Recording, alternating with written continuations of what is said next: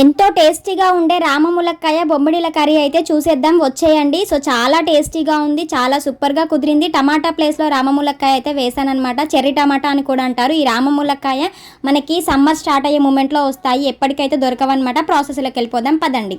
Hi అండి, welcome to my channel Kalyani tens and blogs. నేను మీ కళ్యాణ్ అండి. ముందుగా మనకు కావాల్సిన రామ ములక్కాయలు కడిగి పక్కన పెట్టుకొని పచ్చిమిర్చి అలాగే ఆనియన్స్ అయితే కట్ చేసి పెట్టాను. దాంతో పాటుగా కొత్తిమీర కూడా కట్ చేసి పెట్టాను. అలాగే బొమ్మిడిల సైజ్ పెద్దగా ఉంటుంది కాబట్టి ఇలపీట తీసుకొని మనకు కావాల్సిన సైజులో కట్ చేసుకోవాలి. సో కట్ చేసుకున్న తర్వాత ముక్కుడు పెట్టేసుకొని అందులో మనం ఈ బొమ్మిడిలను వేసుకొని దూరగా అయితే వేయించుకోవాలన్నమాట. సో ఇలా వేయించుకుంటే మనకి కర్రీలోకి బొమ్మిడిల వాసన అనేది రాదనమాట. చాలామంది వాసనకి అన్నం ఇలాంటి కర్రీస్ అయితే ఎవరు ఇష్టంగా తినరు, కానీ ఇలా వండుకుంటే టేస్ట్ అయితే మంచిగా ఉంటుంది. మీరు ఒకసారి ట్రై చేయండి. ఇలా వేయించుకుంటే ఏంటంటే మనకి ఇందులో ఉన్న ఇసుక అట్లాంటిది కూడా బయటకు వచ్చేస్తుంది అనమాట. సో వీటిని మనం ఎండలో ఆరబెడతారు కాబట్టి దీనివల్ల మనకి వీటిలో ఇసుక కూడా ఉంటుంది. అందుకే వీటిని ఇలా దూరగా వేయించుకోవాలి. వేయించుకున్న తర్వాత అదే ముక్కుట్లో కొన్ని వాటర్ వేసుకుంటే ఆ వేడికి దాంట్లో ఉన్న ఇసుక రేణులు చెత్త చెదారం అంతా వాటర్లోకి వెళ్ళిపోతుంది. మనకి బొమ్మిడిలు అయితే ఫ్రెష్గా బయటకు వచ్చేస్తాయి. సో ఇసుక అనేది కూడా రాకుండా చూడండి, వాటర్ చూడు ఎంత గలీజ్గా అయిపోయినాయో. సో మీరు ఇలా ట్రై చేసి ఒక్కసారి కామెంట్ అయితే చేయండి, చాలా బాగుంటుంది టేస్ట్ అయితే. సో ఇది ఎలా ఉండాలి ఏంటి అయితే ప్రాసెస్లోకి వెళ్ళిపోదాం వచ్చేయండి. స్టవ్ వెలిగించుకొని ప్యాన్ పెట్టుకొని అందులో కావాల్సినంత ఆయిల్ అయితే వేసుకోవాలి. ఆయిల్ వేడైన తర్వాత కొద్దిగా జీలకర్ర, పచ్చిమిర్చి అలాగే ముందుగా కట్ చేసి పెట్టుకున్న ఆనియన్స్ అయితే వేయాలి. ఆనియన్స్ వేసి ఒకసారి అయితే కలుపుకోవాలన్నమాట. సో ఇలా కలుపుకున్న తర్వాత మనం ముందుగా వేయించుకున్నాం కదా ఆ బొమ్మిడిలను కూడా వేసుకొని ఈ ఆయిల్లో ఫ్రై చేయాలి. ఇలా చేస్తే టేస్ట్ ఇంకా బాగుంటుంది. ఒకసారి మనము ఊరికే వేయించాము, మళ్ళీ నెక్స్ట్ ఆయిల్లో ఫ్రై చేస్తున్నాము.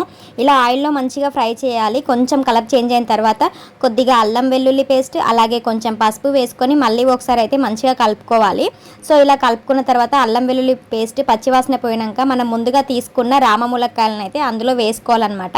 సో వాటిని కట్ చేయడం కానీ అట్లా ఏమీ చేయట్లేదు, డైరెక్ట్గా వేస్తున్నాను. సో ఇలా డైరెక్ట్గా వేసుకున్న తర్వాత ఒకసారి కలుపుకొని దానిపైన మనమైతే మూత పెట్టేసుకుందాము. సో ఆటోమేటిక్గా అవైతే మనకి చితికిపోతాయి అన్నమాట. సో ఒకసారి అయితే మూత పెట్టేసి తీసి మళ్ళీ ఒకసారి అయితే కలుపుతున్నాను. సో కొంచెం అయితే అవి పగిలినాయి, వాటిని కొద్దిగా స్మాష్ చేస్తున్నాను నేను. మరి అలాగే ఉంటాయో ఏంటో అనేసి, కానీ ఫస్ట్ టైం వండాను కానీ టేస్ట్ అయితే మంచిగా కుదిరిందనమాట. సో చాలా బాగుంది. సో మొత్తానికైతే అందులోంచి రామ ములక్కాయ రసం అయితే బయటకు వచ్చేసింది. మొత్తం గింజలన్నీ బయటకు వచ్చేసి మంచిగా ఉడుకుతుంది అనమాట. ఇలా ఉడుకుతున్న టైంలో మంచిగా కలుపుకొని మళ్ళీ ఒకసారి ఆ టమాటాస్ని మొత్తం ప్రెస్ చేయాలి. సో వీటిని మా సైడ్ అయితే రామ ములక్కాయలు అంటారు, మీ సైడ్ ఏమంటారో నాకైతే కామెంట్ బాక్స్లో అయితే కామెంట్ చేయండి. వీడియోని స్కిప్ చేయకుండా చూడండి. సో ఇలా మంచిగా స్మాష్ చేసాక మళ్ళీ కొద్దిసేపు అయితే మూత పెట్టి తీసేసి మళ్ళీ ఒకసారి మనకి టేస్ట్కి సరిపడా సాల్ట్ అలాగే రుచికి సరిపడా కారం అయితే వేసుకోవాలి. వేసి ఒకసారి అయితే కలుపుకోవాలన్నమాట. సో కూర మొత్తం దగ్గర పడేలాగా ఉడకబెట్టుకోవాలి. సో మొత్తం వేసి కలుపుకోవాలన్నమాట. సో టేస్ట్ అయితే మంచిగా వచ్చిందండి, మళ్ళీ చెప్తున్నాను, మీరు ట్రై చేస్తే నాకైతే కామెంట్ చేయండి. సో ఇలా అయిపోయిన తర్వాత దగ్గర పడుతుందన్నమాట. కొద్దిగా ఫైనల్గా కొత్తిమీర వేసుకొని మనము మళ్ళీ ఒక 5 మినిట్స్ ఉంచేసి దించేసుకొని సర్వ్ చేసుకొని తింటే టేస్ట్ మాత్రం వస్తుంది. నిజంగా తిన్నాక ఎంత హ్యాపీగా ఫీల్ అయ్యామో.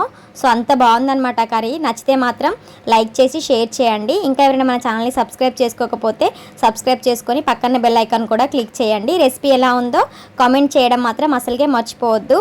ఇంతసేపు చూసినందుకు థ్యాంక్ యూ సో మచ్ అండి. Bye bye.